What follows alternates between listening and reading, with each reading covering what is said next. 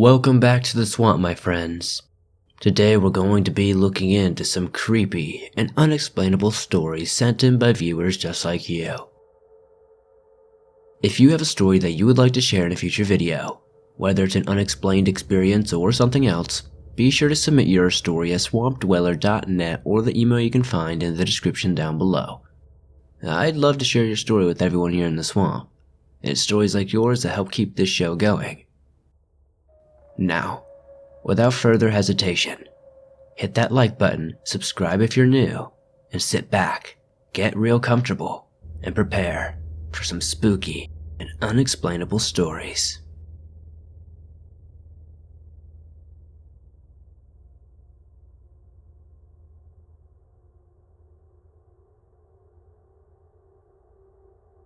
I've never been a big believer of ghosts and the paranormal. But what happened to me at my parents' new house has made me a believer. My parents are retired and decided to move to Brookings, Oregon. Brookings is a beautiful coastal city in southern Oregon that gives my parents the best of both worlds, the woods and the beach.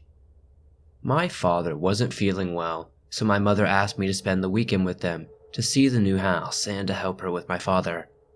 For the most part, nothing happened that was out of the ordinary. This all changed my last night there. It was pretty late and I was getting my things together because I was leaving the next afternoon. It was around 1 a.m. and well past my parents' bedtime, so I decided to call it a night. I was staying at the guest room, which is towards the back of the house next to the kitchen. I just got into bed and was closing my eyes when I started to hear footsteps in the kitchen. At first, I didn't think much of it because my mother had a tendency of getting a late night snack. Things started to get weird when I started to hear the footsteps coming toward the door of my room. I could see that someone was standing next to the door because of the kitchen lights. Thinking it was my mother checking to see if I needed anything, I sat up. I waited, but there was no knock. Before I could say anything, I could see the shadow of the feet move away from the door and heard them walking back toward the kitchen. So I just lay back down on the bed. I saw the light turn off, so I just relaxed and closed my eyes. Then I heard footsteps moving toward my door again. I opened my eyes and was just anticipating a knock. The footsteps came to the edge of the door, but again nothing. No knock. Then I started to hear the knob started jiggling slowly back and forth like if someone was trying to open the door quietly. So I sat up once more thinking it was my mother and said, "Mom, you need anything?" But again there was no response. So I just sat there, trying to listen in on who or what this was, and again the doorknob started to turn slowly. At this moment is when I started to freak out a little bit, so I stood up with a louder voice and said that the door was open if they needed anything. Again, no answer. I tried to calm myself down and thought it's probably my mom sleepwalking, but she never did that before. So I gathered up the courage and opened the door. To my surprise, when I opened the door, there was no one there. I looked around and nothing. Both my parents are in their 60s and aren't fast enough to run down the hall without me seeing them. So I decided to quietly walk around the house to see if I could see anyone or anything. I walked towards my parents' room and slowly opened the door and saw both of them were fast asleep. After checking the entire house, I didn't see anything. I decided to just go back to the guest room. Before doing this though, I stopped in the kitchen to get a cup of water and to clear my head. As I was standing looking out the kitchen window, out of the corner of my eye, I could see what seemed to be a person move past the door and into the guest room. I stood there frozen and completely freaking out. I ran to the guest room, turned on the light, and again no one was there. I was so creeped out that I didn't want to sleep in that room, so I just stayed in the family room. The next morning my parents woke up as early as they could and woke me up. They were confused as to why I was sleeping there, but I told them what I experienced. They weren't as much shocked as I was because they said they had never heard or seen anything like that before. To this day I haven't experienced anything like that, but I do admit that this experience completely scared me. I wasn't a believer before this experience, but this made me a believer in the paranormal.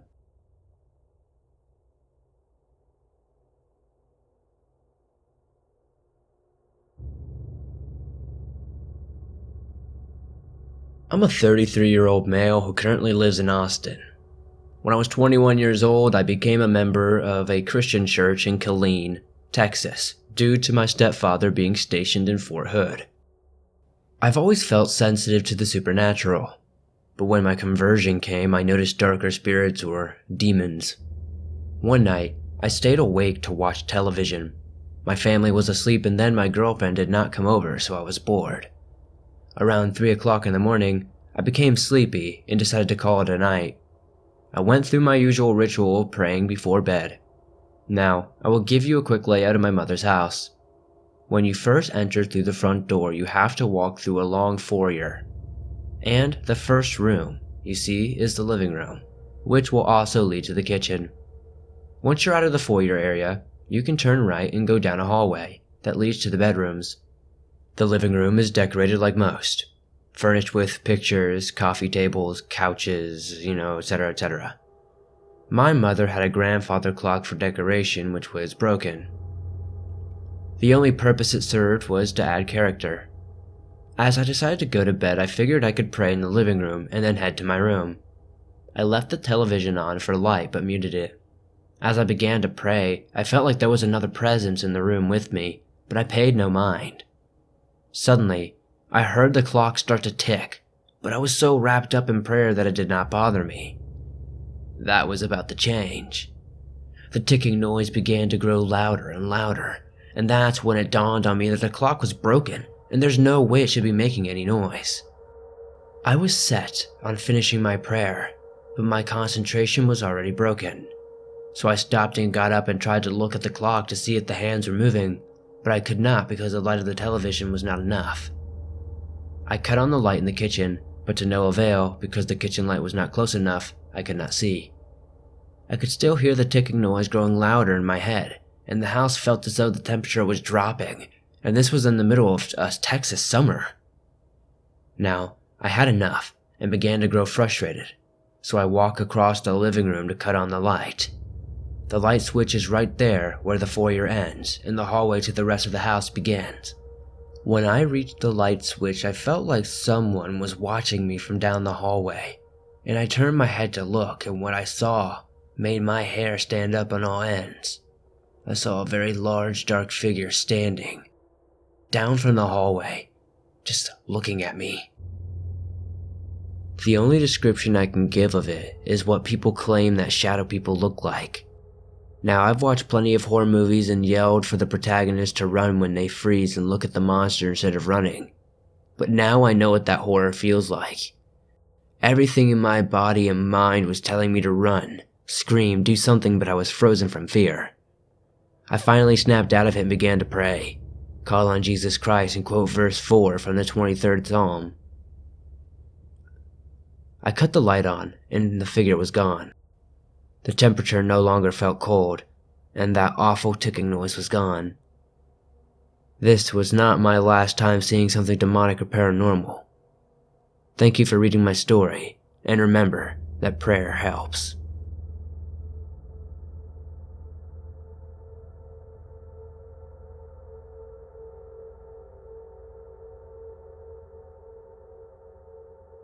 I live in Nevada and also grew up here. I've had the same best friend since elementary school. When I was a sophomore in high school, 5 of my friends were in a horrible drunk driving accident.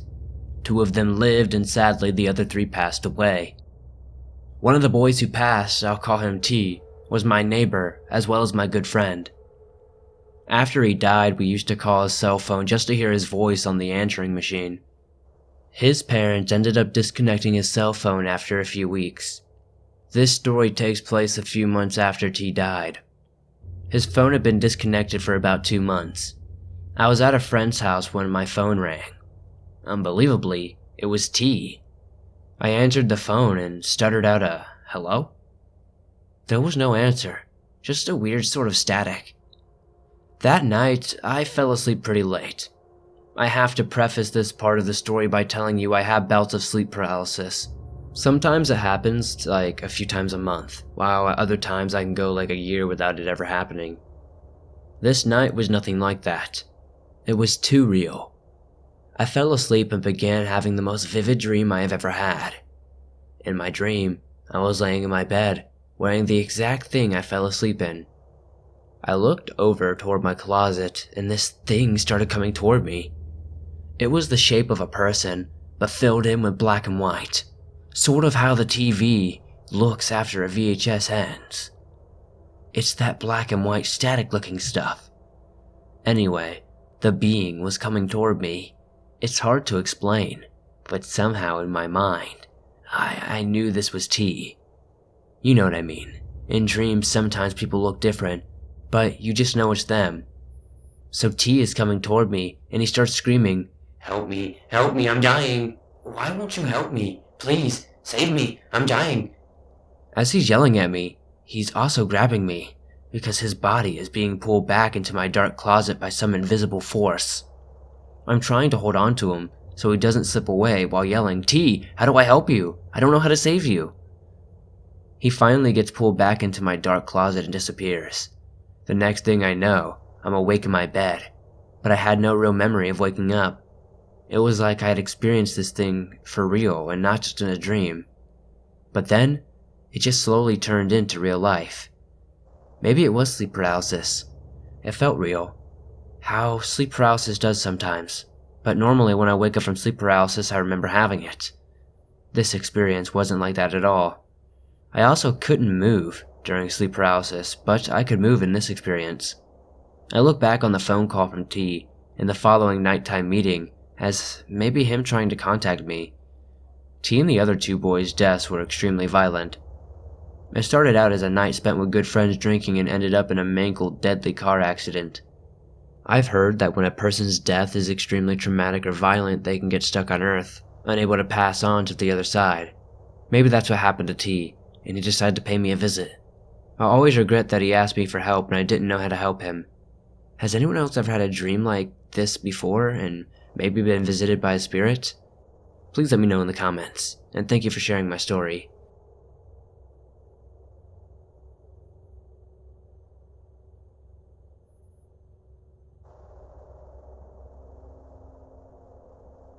Around 6 years ago, I saw something in the sky that I still cannot explain. My roommate and I were hanging outside on the back patio of our apartment with a close friend of mine. At the time, I was still smoking cigarettes, and we were outside for a smoke. The weather had been gloomy that day, so there were several low clouds passing by. As the clouds were passing, I saw a dark shape without any lights fading in and out of the clouds in a stationary position. The object did not move. I brought this to the attention of my roommate and friend. I remember we all kept quiet and just whispering to each other, "What is that?" We continued staring at this round, almost egg-like shape. It remained motionless in the sky for quite a bit. It was quite low, but not close enough to see any sort of detail. I thought maybe it was a drone, but there was no sound coming from the object and it sat completely still. After several more minutes, a larger cloud passed in front of the object, and by the time the cloud passed, it had seemingly disappeared into the clouds. I've never made up my mind on what it could have been, but I do know this: I've never seen anything like it before or since.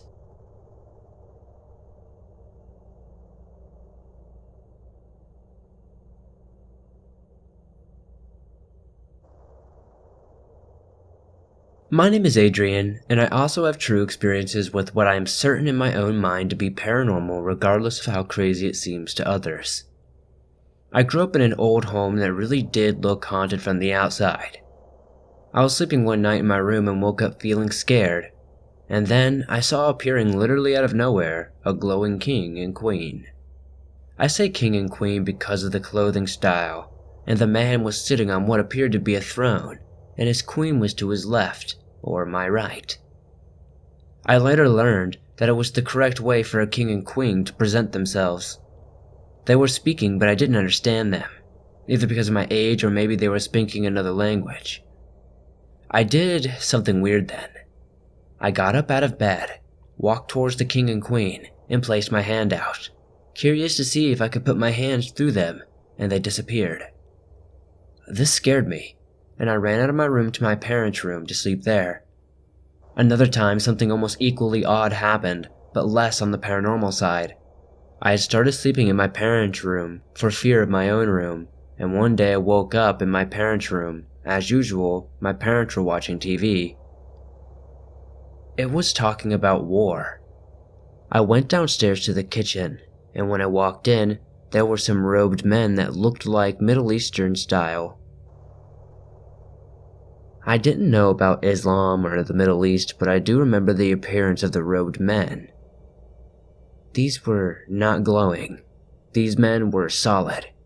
For some reason, when I walked in, one of them actually picked me up, walked me to the door of the kitchen, and dropped me out of his hands. I ran upstairs trying to explain what I saw, but perhaps I was too young to speak up in a clear tongue because I don't think anybody took me seriously.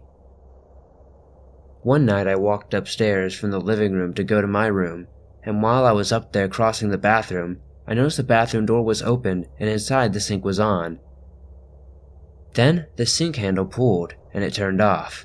This scared me, so I ran to my bedroom. I stopped at the door, and I saw in typical poltergeist fashion, drawers opening and closing with no hands touching them. Anyway, what I saw scared me and I ran back the way I came downstairs. That night I believe I slept on the sofa. Now I also had nightmares that I believed to have been demonic. The strange occurrences did stop at some point in the home, but the nightmares continued on. I spoke to my father, who is from Europe, about the king and queen experience, and he said he also saw them. Not just in my bedroom, but throughout his life since his childhood, and that they would follow him. He unfortunately is afraid to be called crazy, so he doesn't talk about it except to those with experiences or that are open-minded. How can science progress if people keep silent about their so-called crazy experiences for fear of what we'll say? I personally have felt anger towards that kind of skeptic that called me a liar. I've never shared this with a YouTuber before, but I have verbally shared this with people. I had to accept the fact that I saw something that many do not realize even exists. My father also has experiences with the Ouija board where he was playing it with friends when the board predicted one of them would die, and that very same day, one of the people that my dad knows apparently died. I believe, however, that despite this experience of his, the Ouija board can be safely used if you pray for protection before using it. I was taught in my studying of the psychic sciences that praying for protection is the correct way to start it. I believe that it is now time to share my experience with the public at large, so I am sending it in here. And thank you for sharing my story.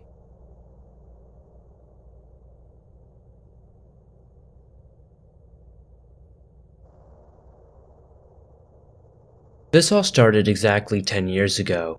It was mid-July of 2009, and at the time I am typing this, it is mid-July of 2019. As a child, I was paranoid of ghosts like most kids. I could describe many paranormal encounters from before this time, but all of them can easily be discarded as the overactive mind of a creative girl with ADHD. I never got below an A in writing class, and on many occasions had teachers hang on to my creative writing pieces for teaching material, examples for future students, etc. I've twice had teachers take my poetry and publish them in books. I'm saying this so you know that what I'm telling you, what I've been experiencing, goes way beyond what I could possibly imagine. The only explanation would be some seriously coincidental hallucinations. Some instances may actually have been. I experience hallucinations because of my migraines. I admit all of this, but none of that can explain the full of this. Disclaimers out of the way, let's head to the summer break of 2009. I was 13 years old at the time, staying with my mother for the summer holiday in Monroe, Washington. For the record, my parents were divorced and my father, who had custody of me, lived 200 miles away. This night I had gotten into a fight with my brother, so I stormed off to my bed and cried. I shared a room with my mother, which is important later. She stayed up and continued watching TV with my brother. So I was alone in this pitch black room. My canopy bed's curtains drawn closed except the one on the side of the window, which my bed was snuggled up against. Out of courtesy, my family turned the TV volume down, so everything was silent. Or so should have been. Someone was breathing outside my window. Loud. Now, we are in the middle of nowhere, deep into the forest, and at least 2 miles from the town. A mile from the nearest neighbor. There should not have been anyone there. These windows were very thick, designed for the cold and rainy weather of western Washington. It should have been impossible to hear someone speaking at a normal volume, even when right up against the glass, let alone hear someone breathing. I was paralyzed in fear, understandably. I could not rationalize what was happening. I was too terrified to even pull the blanket over my head. I knew this was not a human. This could not have been a human I was hearing. I managed to move my eyes and look towards the window. There was no one there. The breathing, that loud and that close, if it were possible that it could be something physical, it should have had its face pressed against the glass. There was nothing. I laid there for over an hour, this thing breathing loudly, rhythmically, next to me until my mother came into the room. The moment her foot was through the threshold, it finally abruptly stopped. Within minutes I fell asleep, exhausted from the fear. Months later, summer was over and I was back to school. Back to my normal schedule of traveling 200 miles every Friday to spend a weekend with my mother, then 200 miles back on Sunday. I don't quite remember which trip this took place on. I believe it was in October or November, but it was on one of my weekends with my mother, a repeat of that night in July. I went to my bed early, late in the night, pitch black room, laying against my window. The sudden sound of heavy breathing next to my head, from the other side of the thick glass. No figure was visible, and it disappeared the moment my mother crossed the threshold into our room. Fast forward to winter break, the week before Christmas. Again I was with my mother, but I did not experience the breathing. Instead, I experienced a horrible feeling almost every night. My mother felt it as well. Dread. Fear. Something was in that house, and at night it was in our room. There was one night in particular, shortly after my mother and I crawled into our beds. A chill, a scalding heat came through my body, like a fever. My mother felt the same sensation. She called to me, "Sarah, I'm scared." My response was, "So am I." I wanted to go to her, climb into her bed. She wanted to do the same, but we were paralyzed. That week I got into a fight with her. I wanted to be with my dad for Christmas, or rather with my boyfriend for New Year's. It was Christmas Eve, the last day I saw her. It was Christmas, the last day I spoke with her. It was July 5th that she died. Attempted suicide. Attempted reversal. But before either of those pills she took could have done anything, she had a massive heart attack. She was 38 years old. At the time, I hadn't made the connection yet. About a year later, I was sleeping in my father's living room against a window, deep in the Cascade Mountains. Again, there was no one outside the window. Again, it would have been impossible to hear someone breathing, even if there was someone. 2 months later, my aunt died. A year later, outside the window above my head, in my bedroom of my dad's house, I heard a sound that should have been impossible. Breathing. 1 month later, my uncle died. I have lost a handful of pets over the years. For each one, I have heard the breathing around 1 month before their death. There have been a few notable deviant instances, though. One of these was a few years after my family moved into an apartment in Wenatchee, Washington.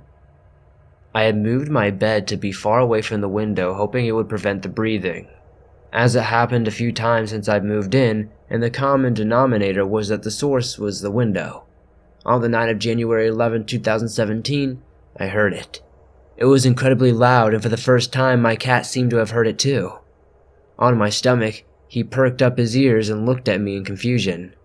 The next day, January 12th of 2017, Gustavo Maldonado Salmaca was shot. So at least I know I'm not crazy and other things can hear it too.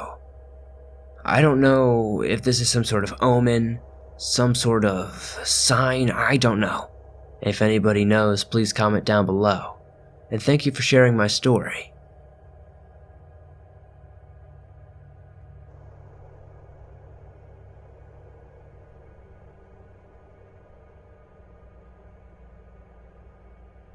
So when I was around 8 or 9, my brother went on vacation in New Orleans.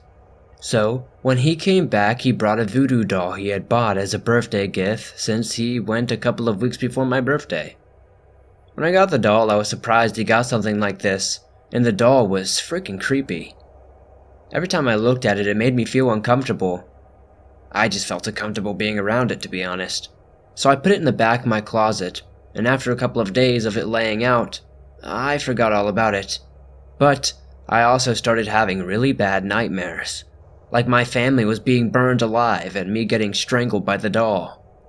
The last straw for me and my family was when I came home after school, and I found the doll had moved from my room to my brother's room, even though everyone left the house when I went to school.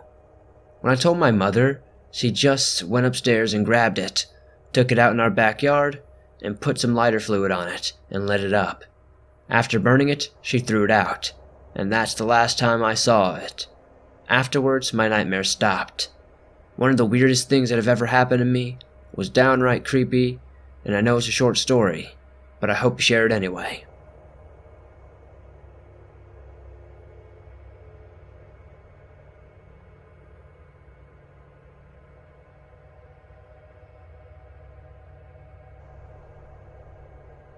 I just want to start off that I've been listening to your channel for a long time and thought it was time to send in a few stories of what have happened to me as a child growing up. I live in a really old house that was built sometime in the 1900s. Being a psychic and having the ability to know that there is a spirit there was never easy. Having those abilities got me in trouble throughout the years. The story I'm telling is a weird one. This happened to me when the movie The Exorcism of Emily Rose came out. My best friend at the time and I were sitting in my room with the lights off. The hallway light was on and we had a couple of candles lit. It was not a school night, so we were staying up late watching the movie, and we didn't know what time it was. My friend looked over at me and asked if I saw something walk through the hallway, and I looked at her and said, "No, I didn't. I don't know what you're talking about." I didn't see anything, but as I was saying that to her, I turned ghostly white from what had appeared. I saw a hooded figure shadow walk right past my door, and as soon as that happened, the flames from the candle went to the ceiling and then went out. I turned on my light and looked at the ceiling. There were no marks whatsoever.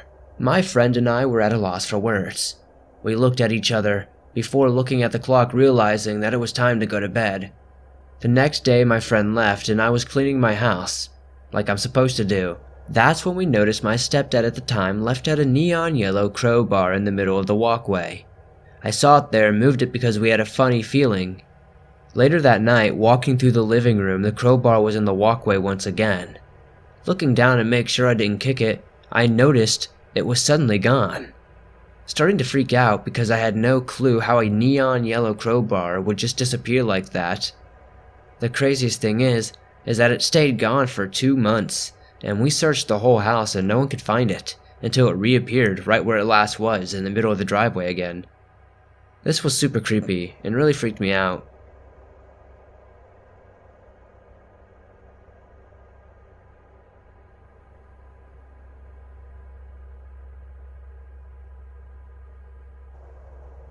Thanks for listening to these creepy and downright unexplainable stories. I don't know about you, but if I was stalked by a ghost, I would be very unhappy about that. 'Cause if that ghost ain't paying rent, he ain't staying in my house, that's for sure. If you have a story that you would like to share in a future video, whether it's a paranormal story or something else, be sure to submit it at swampdweller.net or the email you can find in the description down below. I would love to share your story with everyone here in the swamp. It's stories like yours that help keep this channel going. If you enjoyed these stories, please hit that like button as it helps me out a ton. If you're new to the swamp, why not subscribe and turn on notifications to never miss a new video, as I upload them almost every single day, on all things natural and supernatural. If you're not aware, you can download your favorite Swamp Dweller scary stories on iTunes, Spotify, Stitcher Radio, and just about every other major podcasting platform you can find. I appreciate you guys sticking with me to the end, and if you made it all the way to the end, Today's code word is Silver Turtle. Be sure to comment that down below to let me know that you made it all the way to the end, and to confuse anybody who didn't make it. I love seeing how creative you guys get with those words. Let's see how funny you guys can make it this time. I'll see you guys soon with another creepy video.